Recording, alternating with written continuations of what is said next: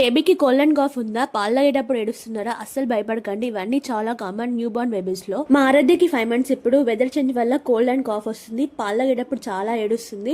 నేనైతే నాసో clear saline drops వాడుతున్నా, ఏవైతే డాక్టర్స్ ప్రిస్క్రైబ్. ఈ సెలైన్ డ్రాప్స్ వల్ల ఎటువంటి సైడ్ ఎఫెక్ట్స్ ఉండవు. బేబీకి రోజుకి 3-4 times వేయచ్చు. ఒక్కొక్క నాస్ట్రిల్ ఒక్కొక్క డ్రాప్ వేయండి. దీని వల్ల లోపల ఉన్న మ్యూకస్ అనేది మెల్ట్ అయిపోతుంది. మెల్ట్ అయిపోయిన తర్వాత మ్యూకస్ అక్కర్ తోటి మనం బయటకు వచ్చిన చీమిడి, ఈ నంజు ఇదంతా క్లియర్ చేయొచ్చు. ఈ చిన్నదైతే వేస్ట్ అస్సలు పని. ఈ బల్బ్ అయితే చాలా బెస్ట్. దీని వల్ల నోస్ అంతా మంచిగా క్లియర్ అయిపోతుంది, లోపల ఉన్న చీమినంతా బయటికి లాగుతుంది. పిల్లలు పాలు తాగేటప్పుడు ఏడుస్తే కనుక బిఫోర్ మీరు ఈ సెలైన్ డ్రాప్స్ వేసి ఒక 10 minutes ఆగి ఈ మ్యూకస్ అక్కర్ తోటి క్లీన్ చేయండి. వాళ్ళ నోస్ అన్నిటి క్లియర్ అయిపోతే మంచిగా పాలు కూడా మంచిగా తాగుతారు అనమాట. డాక్టర్ అడగకుండా ఎటువంటి కోల్డ్ అండ్ కాఫ్ సిరప్స్ అస్సలు వాడద్దు. విక్స్ అయితే అస్సలు పెట్టకండి. 2 years బిలో పిల్లలకి ఇది చాలా డేంజర్. పిల్లలు మంచిగా వామ్ గా ఉంచండి. పడుకునేటప్పుడు తల అనేది ఎత్తుగా ఉంచేలా చూడండి.